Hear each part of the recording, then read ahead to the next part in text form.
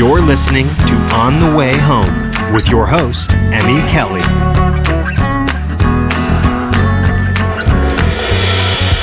Welcome back to On the Way Home.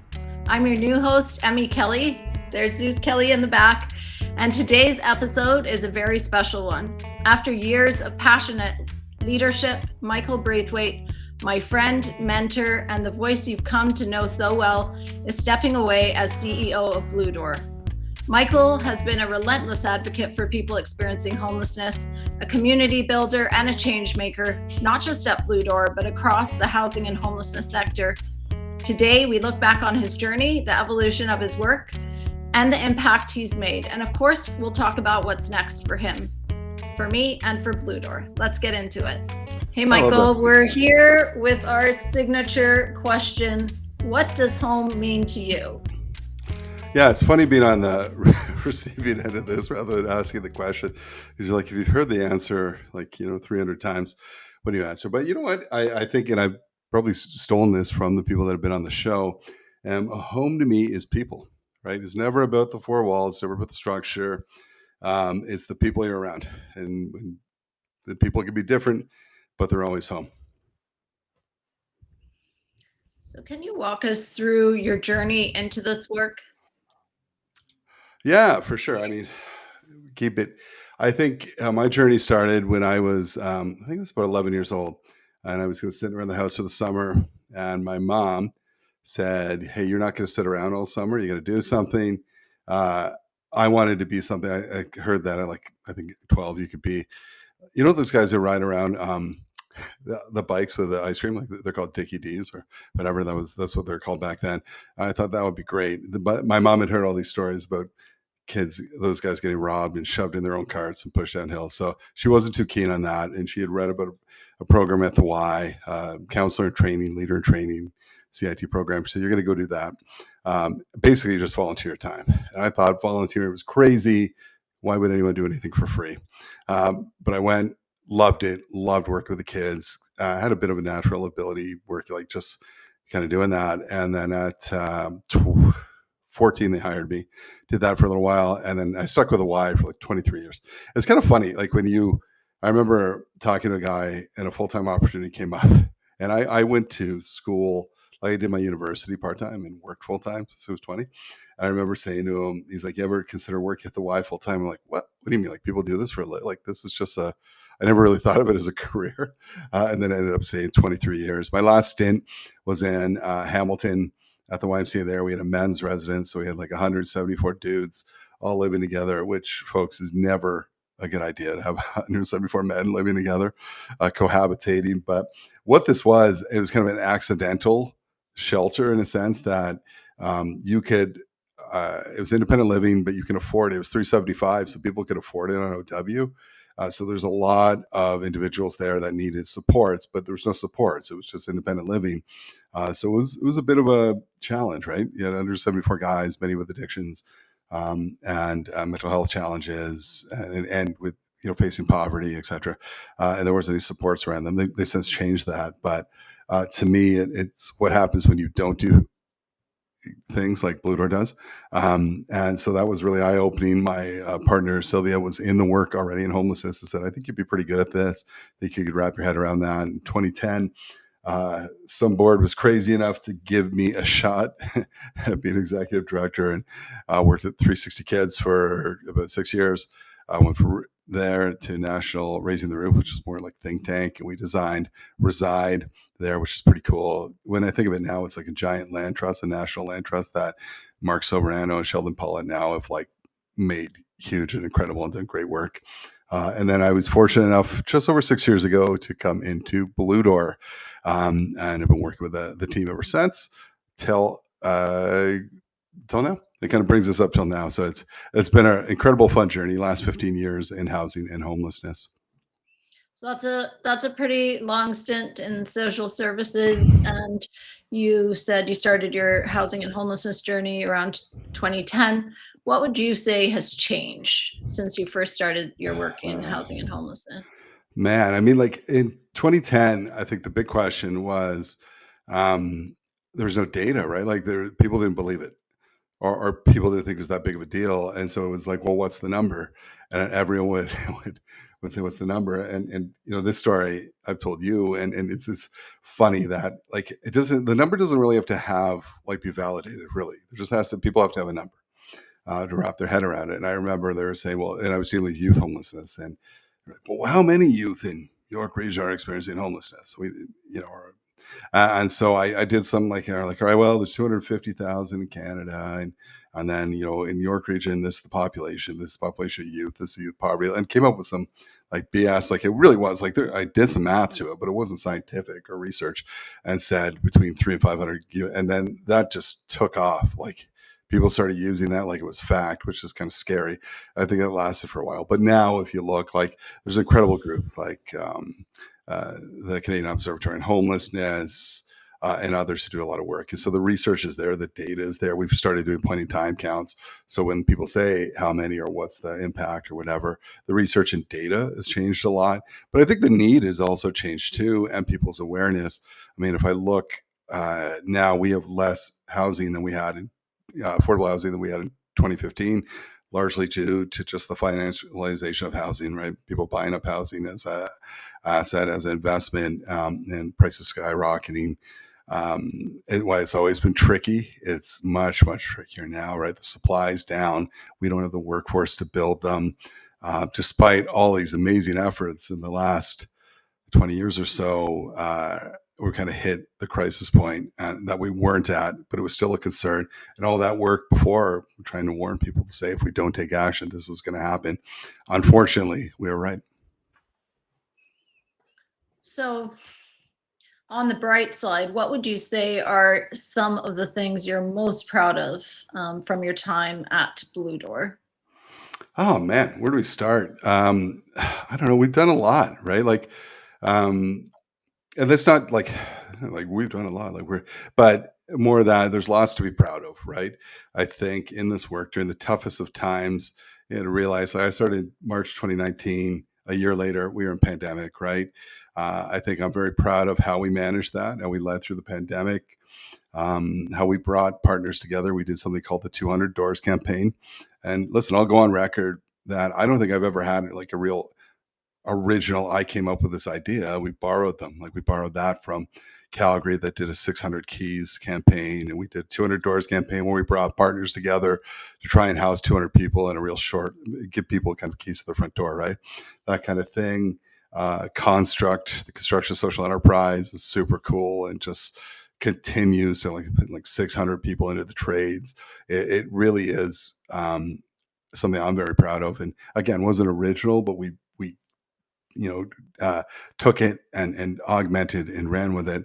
And now I think our national leaders in that space, of course, this podcast, right? Very, very proud of this podcast. It's pretty cool.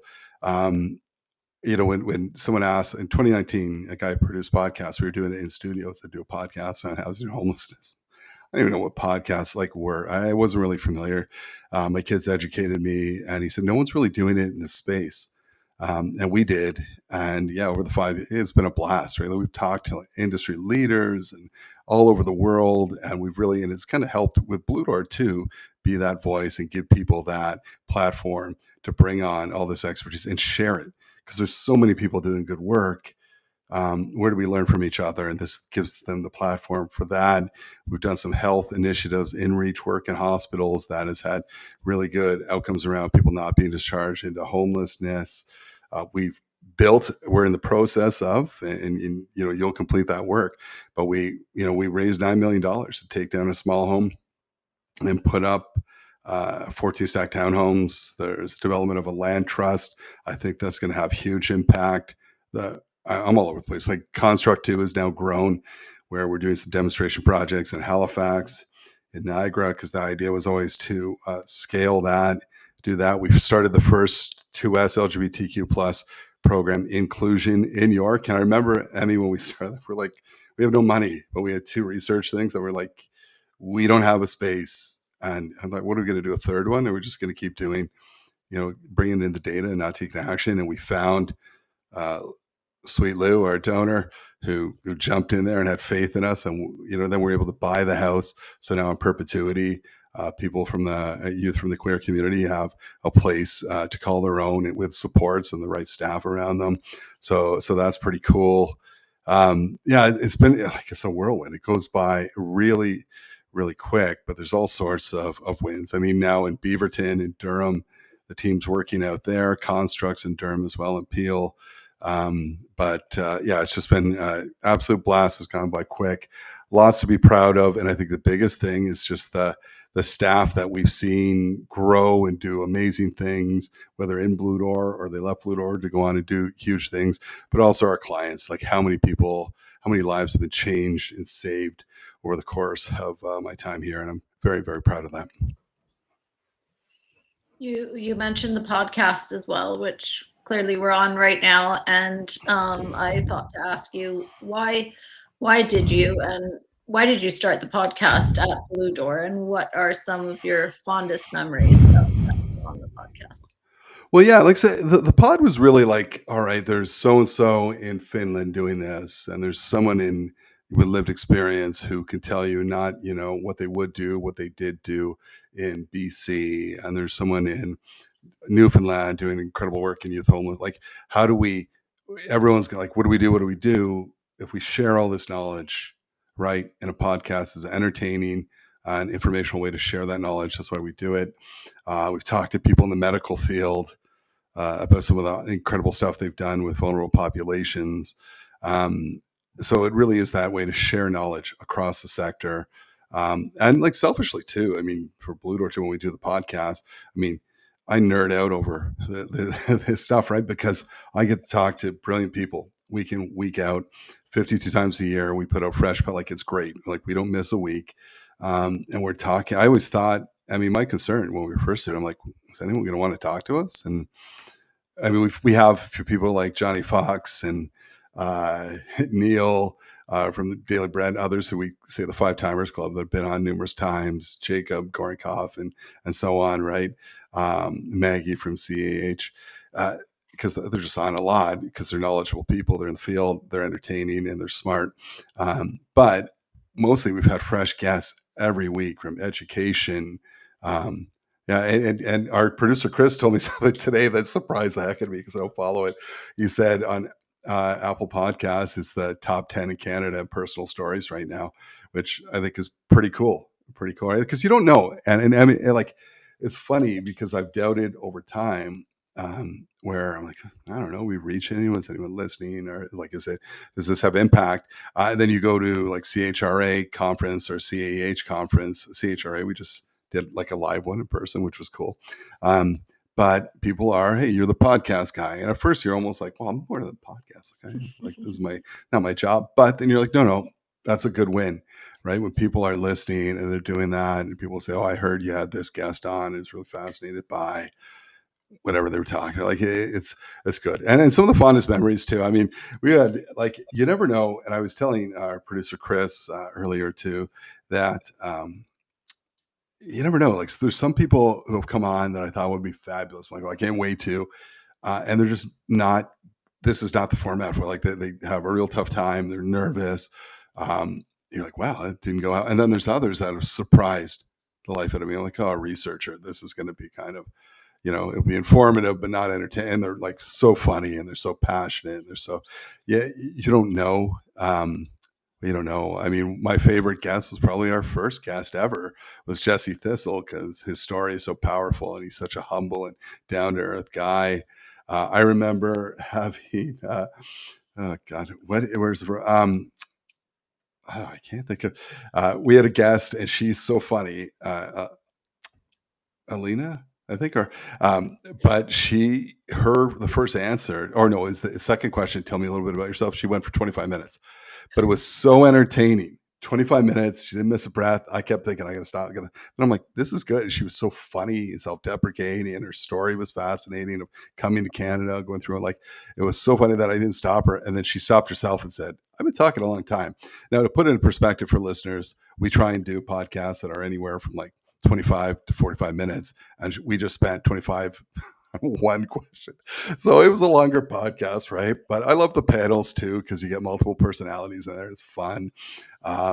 so some of those kind of memorable stories from different people. One of my favorites too is last year during Pride, we did a story on a couple, Brian and Carl, that I've known for a long time.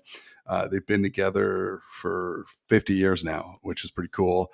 And they weren't like we talked about um, the progress and the progress that still needs to happen. And they talked about being teachers and in the same school, and how tough it was to hear the homophobic comments all the time. And for them, they would never live near where they worked because they were afraid of getting caught, of kids seeing them together and doing that. So they had to like all the different things, and they weren't even complaining. They were stating, but makes you realize, wow, and just what they had to go through and some of the tough times. And it was such a sweet story too, of two people very much still in love that have been through and crossed a lot of obstacles and still understand, are so grateful for where we've come, but also understand too, and told us we've got long way to go. So I love hearing those personal stories. People with lived experience, I think, are the people that kind of touch your hearts the most in this work and on this podcast. I love that. And it's those moments behind the scenes that remind us this work, as heavy as it can be, is also full of humanity and connection and even joy. Speaking of impact, I'd love it if you could share a story that stuck with you, maybe the most memorable or even a funny moment from your time at Bluedor. If it happens to include something we experienced together, even better. We've shared a lot of laughs and powerful moments over the years, and I'd love to hear what stands out for you. God, that's a tough one. Like so many of the kind of funny. Well, I'll tell you this. And you've heard this, and it involves you and I. During the pandemic, we wanted to be leaders, right? And so Emmy told a story about this last week. It reminded me too, because when COVID hit in our industry, there's like everyone was kind of going to each other, going, "What do we do? What the fuck?" Like I don't know. The funders, like, what are you guys doing? And so I said, let's get on a call, like 5 of us. And then they said, hey, there's 5 other, and all of a sudden we had 93 people on a call, from police to fire, that we were leading. And it was packed. Like, again, this wasn't that long ago, but we weren't really using Zoom and that kind of thing yet. So it was like this giant conference call with 93 people and trying to control that, and that's leadership. That's cool. However, what happened also is we kept saying to our region, we're like, look, we got to open up an isolation site. Like someone's going to get sick and we're not going to know what to do. And so we did. We turned a site. We moved everyone from one of our sites to a hotel, opened up this isolation site. We were so on point. Like you were driving that, as you always do. Like, let's get this going, whatever. Then we realized the first day we opened, we had the first, patient X coming in. We had no staff, right? So we do what we do. I said, Emmy, I'll take the first shift. You take the next, and there were 10-hour shifts. And there had to be 2 staff on shift, right, for every program. So we took the shift together.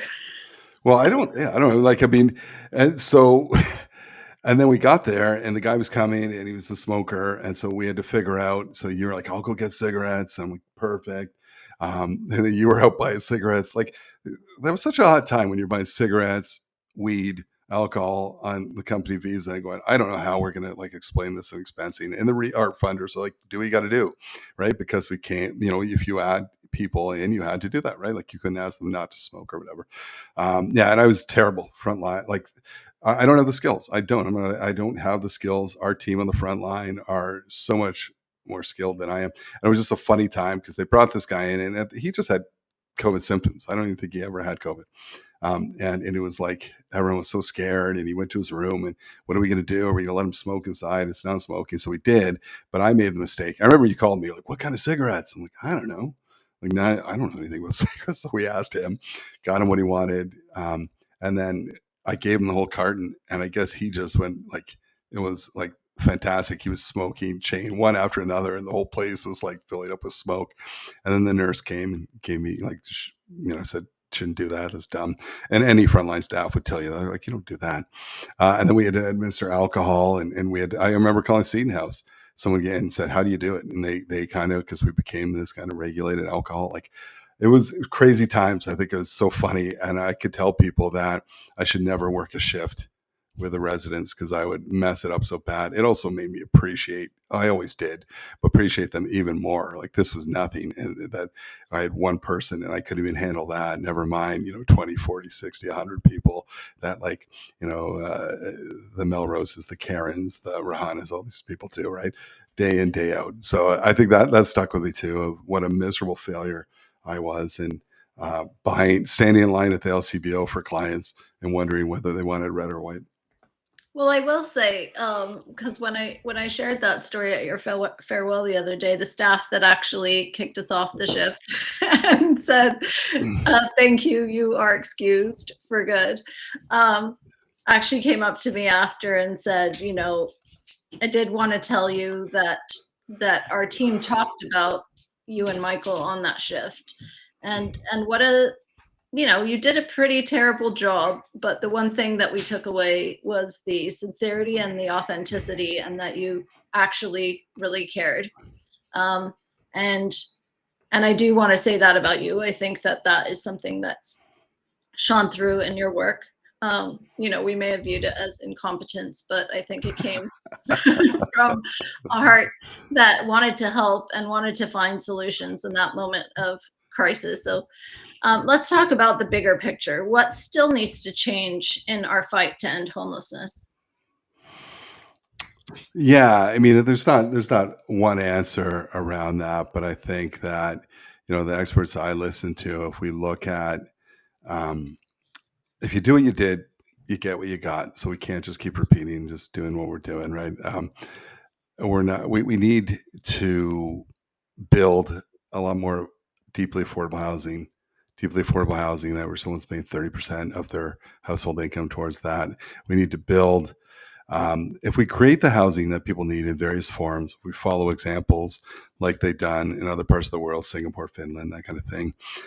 It opens up spaces in shelters for higher acuity people. We'll have some spaces. Well, we still need more shelter spaces, but we'd have more because there's people in those spaces that don't necessarily need 24/7. That's very expensive. They just need affordable housing, maybe with some supports. So we've got to have various types. There's not a one build all. So that really needs to change. We need to get the real funding mechanisms around it. We need all three levels of government working together with that common purpose to sign some kind of a pledge that we are going to get this done together, because often they kind of get in the way of each other or just point fingers, and finger pointing time. We're far past that. We're in full blown crisis right now. So we need to develop that. We need to be innovative as always, and how we do that, and be open to different ideas and trying different things, pushing things forward. And we need leadership in this sector. We need Prime Minister Carney ran on build, build, build. Let's get it done. Let's move forward. But you've got incredible nonprofit leaders across the country. I think the nonprofit sector has to play a larger role in the development of housing. Groups like Wood Green, like Bluedor, like Inwell have stepped up, and we need to give them the tools they need to build all types of affordable and mixed income housing to get that done. And that's really, how we're going to kind of push through this. We also need to look at income levels, right? Like we've had people on this podcast, Ricardo Trabajan, who's talked about like the wage gap, or the rental gap, right? That wages have not kept up with rental costs. And so there's a massive gap. So unless we do something around kind of a guaranteed income, we've had people on to talk about that. We can't just say it's housing, but we also have to address incomes too, because let's face it, rents are not going to come crashing down. We need those incomes to come up so people can afford housing, right? And you've heard others come on this podcast like Neil Hetherington and others who are in the food bank business to say food banks are not the answer moving forward, and not to deviate people from giving to food banks, but to say food banks are a stopgap, right? Like if people can actually afford the housing they would have the income to buy their own food and have those choices and that kind of thing. So they're pushing for those income levels, for those housing levels, and everything kind of starts with the development of housing. So what are your hopes for the future? You've shared some there. Lofty hopes and dreams. Do you have any others? Yeah, I think that my hopes are really that governments can come together to realize we need a long-term plan. So something that, after 4 years, if there's a change in government, it's not going to flip again and start again and start again. We need a plan that not just all levels of government can agree to, but all parties too can say, that's all right. Like, I like it. I like that path forward. And regardless who's in power, and that's kind of how it worked in Finland too, is that through different governments, they were able to maintain and keep that vision of building, of creating different types of social housing, all different types, to keep investing in that over time and not letting that go. And they're now a country that's closest to ending homelessness, right? So my hope would be that people can put those kind of political, aspirations aside, everything, and really look at that long-term goal of where we want to go, and throughout change can maintain that. And that's the only chance we have really at climbing out of this crisis. I wish I didn't have to ask you this. I can't believe you're leaving, but where are you moving on to next? And where can people find out what you're doing? Well, since they already chose the new Pope, that was not an option.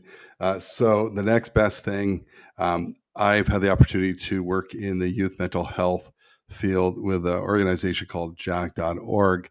Jack's been around for about 15 years. They do incredible work with a really cool peer-to-peer model where they train up and give youth the tools to support one another through a mental health crisis and go in and talk about it, get the conversation going, and really are that kind of first step in to letting youth know you are not alone. You are not in this on your own. There are people you can talk to. We can get you help, and we can move through this together. My roots is kind of always was always at the Y, et cetera. Is that youth at risk. My first foray into homelessness was with youth homelessness at 360 Kids. So youth inspire me. They are it's ridiculous. It always it sounds like saying a catchphrase, but we have to invest in youth, and we have to heavily invest in youth and give them the tools. I always say it to youth leaders. I'm like, I'm old, man. I'm in the final stretch. I'm not going to get this done. It's up to you. The only thing I can do to be helpful is give you the tools, and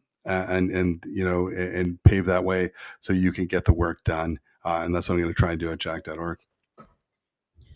Michael, thank you for your leadership, your heart, and for reminding us all that bold change is possible when we lead with compassion and purpose. Thank you so much for joining us on the show today. Thanks, Emmy. And I will say this, that Bluedor is in great hands. This podcast is in great hands. I can't wait to just be an active listener. You're going to knock it out of the park, folks, and stay tuned for some incredible guests and a future with this podcast with your new host, Emmy Kelly. Wishing you all the best. Thank you, Michael. That's a wrap on this special episode of On the Way Home. As we look ahead, I'm incredibly excited about where Bluedor is going. We'll continue to provide essential housing and support services, but we're also stepping into the role of developing housing. There's a lot to learn and a lot to experience, but we're ready and we're excited. We'll keep pushing forward, creating real solutions and building a sustainable future where everyone has access to safe, dignified, and permanent housing. I'm Emmy Kelly. Thanks for listening, and we'll see you next time on the way home. You're listening to On the Way Home with your host, Emmy Kelly.